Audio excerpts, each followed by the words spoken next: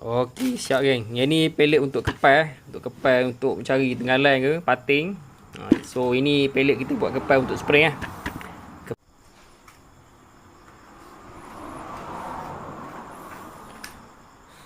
Nak menyetak umpan. Setak umpan, kira merakit air kukuh, tak tahulah. So sipu kita. Santan dua tak mai? Santan dua. Tuang ni nampak kan. Tak apa, masuk daripada dia. Cuba. Ketupuh lah. Tapi kawan nak buat untuk biji kan? Cuba kan? Nak buat untuk biji sikit. Boleh simpan sikit. Boleh. Tu biji sikit. Cukup. Biji ni cukup ni. Biji tak apa, dia nak tu je kan? Lembak santai. Pisang. Pisang ni.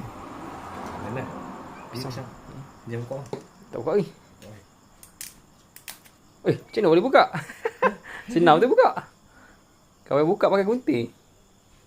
Dia ada yang payah, ada yang senang. Dia payah, dia senang. 2 kilo kan? Pelet 2 kilo Pelet 2 kilo. Yang ni umpan ni boleh pakai untuk pating buah sekali Merok, kau dapat pating buah mai tak? Pating buah Singapura. Bisa. Nak nenah tak? Aisi pisang, okey, nenah sikit. Nenah sikit campur.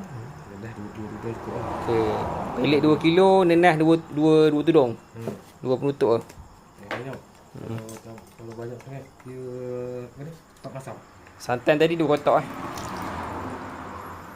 Yang ni Mana pizza ni? Nak masuk strawberry ke? Pandai? Strawberry meh. Tapi strawberry tak banyak doh rasanya. Sudah. Strawberry durian tak ada? Strawberry durian. Strawberry ada tu? Apa dia? Itu pandai. Pandai. Kau tak pandai dia. Strawberry ke dia? Sebabkan air keruh jadi kita target pating. Kita pakai strawberry durian sipu kita nak mancuh. Strawberry durian. Dia berapa penutup Okey, dah bau dia. Okey. Cuma bau durian kuat sikit kan.